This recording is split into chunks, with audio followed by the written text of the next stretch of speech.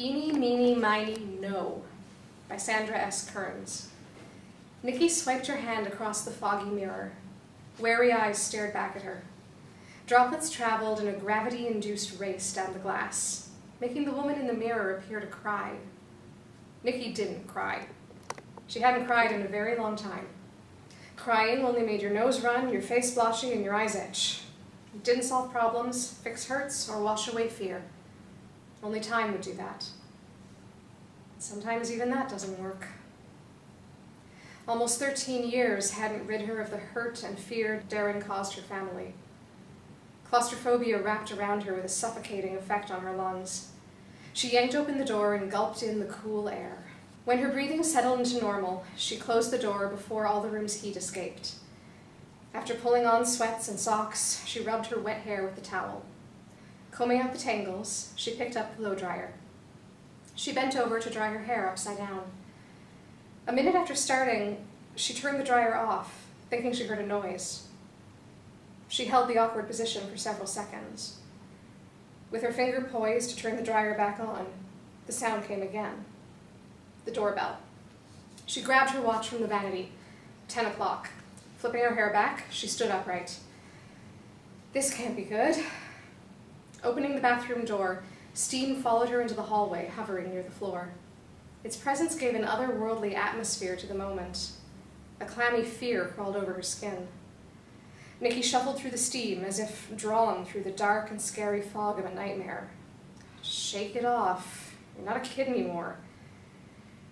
Reaching the door, she flipped the outside light on as she peered through the small window to see Detective Richard Stiles of the Pinecrest PD standing on the stoop. He'd been the one to deliver the news of her mother's death when she was 16. 2.5 years ago, he'd searched her out and told her of her father's death as well. At that point, she dubbed him the Angel of Death. With all of her relatives gone, what could he possibly want with her this time? You won't know until you open the door and ask him, she thought, breathing in slowly and deeply. She ran a hand through her damp, disheveled hair. Turning off the security alarm, she twisted the deadbolt, pasted a smile on her face, and pulled the door open.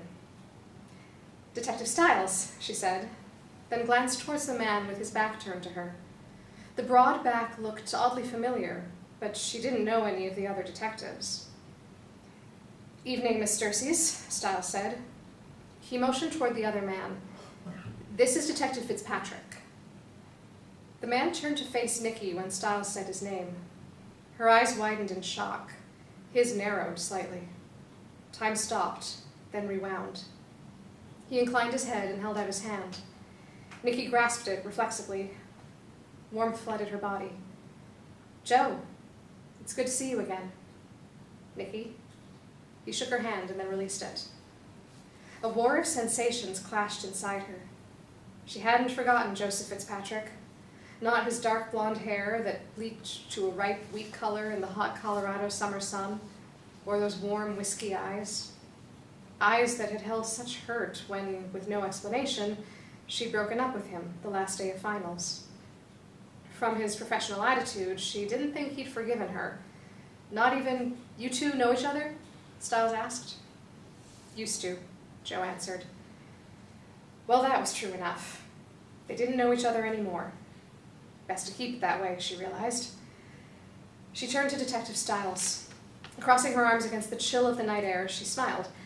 What brings you here? Could we come in for a minute? Stiles asked. You're shivering.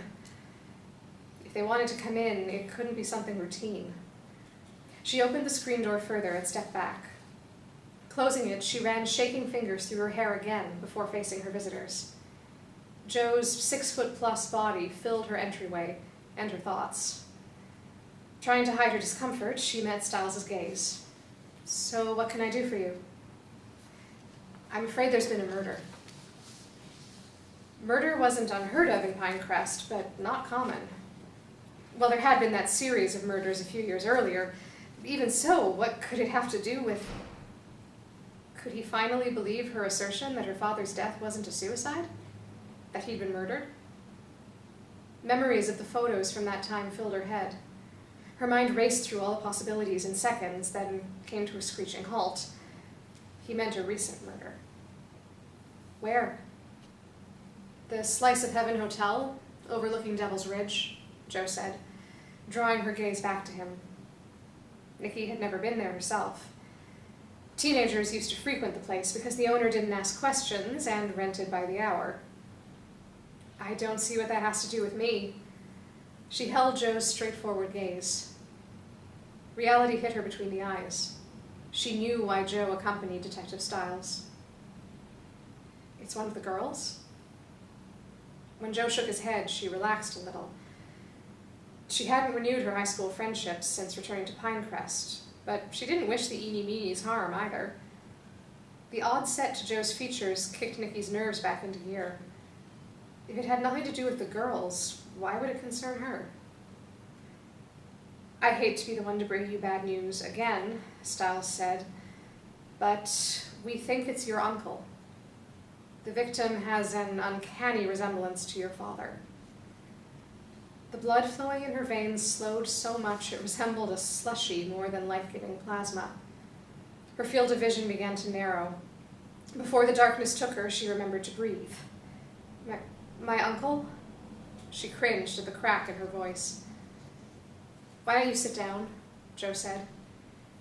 Nikki glanced up to find his face much closer than a few moments ago. He held her elbow and led her to a chair in the front room. While the new and improved Nikki didn't often allow anyone to lead her around, she gave in, as one question continually repeated itself in her brain. When did Darren return to town? With the clarity of a 1,000-watt bulb, she knew the answer. 3 months ago, when the call started. I know it's a shock, Jo said, sitting on the ottoman in front of her chair. I could be wrong. I didn't know him well. I'm sure he's changed a lot since I last saw him. I doubt it, she said absently. They could pass for twins. Darren had been an unexpected late-in-life son for her grandparents. Except for the 12-year difference in ages, the brothers could have been twins. Both were devastatingly handsome and charming men. The similarities stopped there. While Nikki's father had been the epitome of trust and faith, her uncle had been the poster boy for deceit and self-gratification.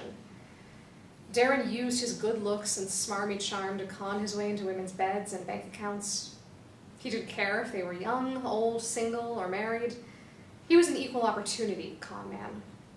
When charm didn't work, he used force and took what he wanted. He had done that with her mother.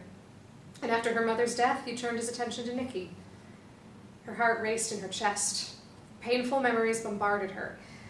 She needed to calm down before she said something stupid and became their primary suspect. She hoped her lapse into silence was mistaken for shock. Do you know how? She watched Jo glance at Styles, as if asking permission to explain. Stabbed, he finally said. We suspect by a woman. Why do you say that? She asked. Then she remembered the hotel's hourly rates and regretted asking.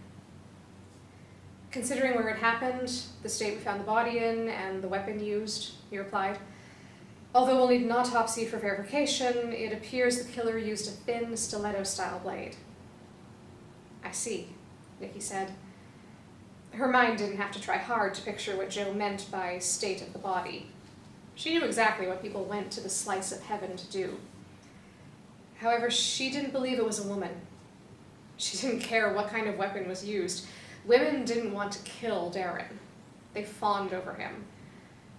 She didn't bother arguing the point. She learned long ago that no one believed anything she said about her uncle. We agreed it would be better if you learned it from us, rather than finding out from the newspaper or television, Jo said. Glancing at him, she saw the concern in his eyes. He didn't know how his presence at the moment brought the horror of the past 13 years of her life full circle. Her mind flashed back to the last time Jo had seen her uncle. It had been on the night before finals, when her uncle saw the two of them outside the public library. The night Darren insisted she get in the car and go home with him. That was when the nightmare began. It seemed fitting Jo be here when it ended. Ended. The single word filled her with strength and hope. Joe's intense gaze told her he thought something wasn't right with her reaction. It didn't surprise her. From the moment they'd met, he'd been able to read her. Realizing such a skill could be a problem now, she broke eye contact. Turning to Styles, a question popped into her head. "Do you know when this happened?" Her brain turned to rewind mode. When did she push the button on the answering machine? What time did the machine tag on the message? Styles flipped through a small notepad. The ME estimated time of death around noon. Why? The call came in at 11:15 this morning.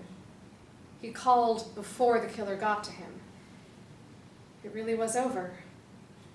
Holding back the joy of the thought, Nikki kept her expression somber. "I know it sounds strange, but I've had this odd feeling all afternoon something wasn't right. I guess now we know what caused it." She pushed off the chair and stood. "Thank you for coming to let me know in person." Detective Styles rubbed the back of his neck, giving Nikki a distinctly bad feeling. "Actually, I'm afraid I need you to give us a positive ID. We didn't find any personal belongings except his clothes. Not even a wallet or suitcase." Nikki managed to hold his gaze. Could she actually see him again? Even dead, could she deal with seeing him?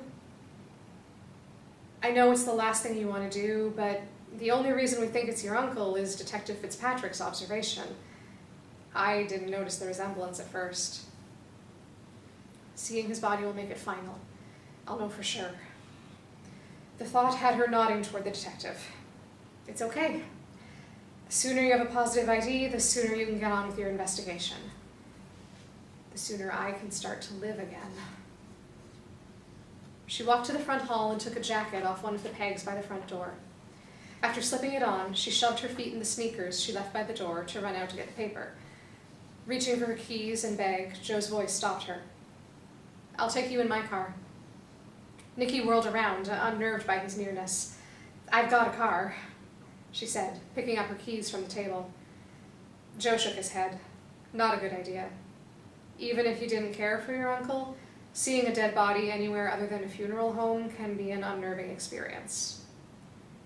His observations were too close to her ill thoughts of her uncle. Warning bells accentuated the headache that had started with their arrival. "You're probably right." She waited for him to step outside, then locked the door and entered the security code on the pad beside it. Darren might be dead. She wasn't sure she would ever feel safe again.